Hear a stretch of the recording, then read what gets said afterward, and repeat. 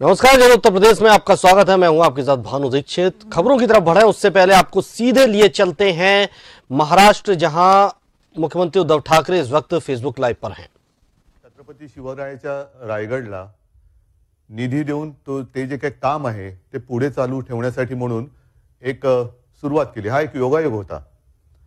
नंतर जे इतकी वर्ष आम्ही बोलत होतो शेतकऱ्यांना कर्जमुक्त त्या माझ्या बळीराजाला कर्जमुक्त केलं।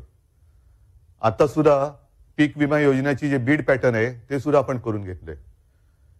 या सगळ्या गोष्टी मी तुम्हाला का सांगतोय की साधारणतः या सगळ्या धबडग्यामध्ये आपण विसरणारे तर तसे नाहीच आहात, पण थोड्याशा गोष्टी बाजूला पडतात। आज सुद्धा मंत्रिमंडळाची बैठक झाली आणि मला विशेष समाधान आहे। एक आयुष्य सार्थकी लागलं तशी एक माझी भावना आहे, ती म्हणजे स्वतः शिवसेना प्रमुखांनी जे नाव शहराला ठेवलं औरंगाबादला संभाजीनगर, त्या संभाजीनगर जिल्ह्याला संभाजीनगर, औरंगाबाद जिल्ह्याला संभाजीनगर हे नाव आज आपण दिलेलं आहे। त्याचबरोबरीने उस्मानाबादला धाराशिव हे नाव दिलेलं आहे। तसंच जिथे मी लहानाचा मोठा झालो आणि आता तर मी मुख्यमंत्री, जे सरकारी कर्मचारी अहोरात्र मेहनत करतात, काम करतात, त्यांना वांद्र्यामध्येच वांद्रे वसाहत जी आहे तिथेच त्यांचं हक्काचं घर मिळावं म्हणून भूखंड सुद्धा आज मंजूर केलेले आहे। आपण अशा अनेक गोष्टी आपण करत आलेलो आहोत। पण म्हणतात ना की एखादी गोष्ट चांगली चालू असली तर त्याला दृष्ट लागते। आता कोणाची दृष्ट लागली हे आपण जाणताच। पण आज मला विशेषतः शरद पवार साहेब आणि सोनियाजी आणि त्याचबरोबर काँग्रेस आणि राष्ट्रवादी यातील सर्व माझ्या सहकाऱ्यांना खास धन्यवाद द्यायचे आहेत।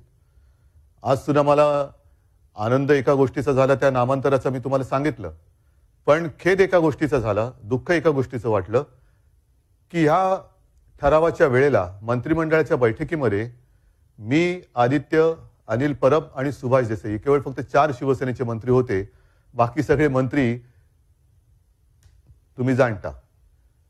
आणि हा ठराव मांडल्यानंतर काँग्रेस असो वा राष्ट्रवादी काँग्रेस एका अक्षराने त्याला विरोध केला नाही आणि तातडीने त्याला मंजुरी दिली, म्हणून मी त्यांना सुद्धा धन्यवाद देतोय। हे सगळ्यांनी विशेष लक्षात ठेवायला पाहिजे। म्हणजे ज्यांनी आतापर्यंत ते करायला हवं होतं, करून घ्यायला पाहिजे होतं, ते राहिले नामानिराळे, दूर राहिले, पण ज्यांचा विरोध आहे असं भासवलं जात होतं ते सोबत राहिले। आज मी हे आपल्याशी बोलतोय, हे मनापासून बोलतोय। नेहमीच मी आपल्याशी मनापासून बोलतोय। शिवसेनेला 56 वर्ष झाली। 19 जूनला वर्धापन दिन झाला। लहानपणापासून मी शिवसेना काय आहे हे नुसतं बघत नाही तर अनुभवत आलेलो आहे।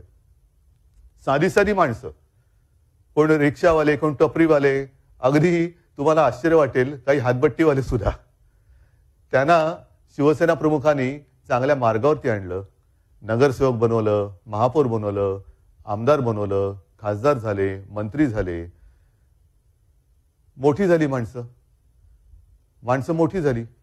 आणि मोठी झाल्यानंतर ज्यांनी आपल्याला मोठं केलं त्यांनाच विसरायला लागली।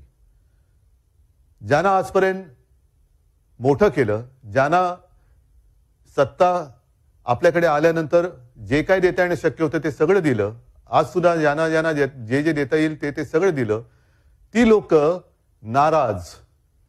आणि गेले 4-5 दिवस म्हणजे मी मातोश्रीला आल्यानंतर सातत्याने मातोश्रीला येत आहेत, महिला येत आहेत,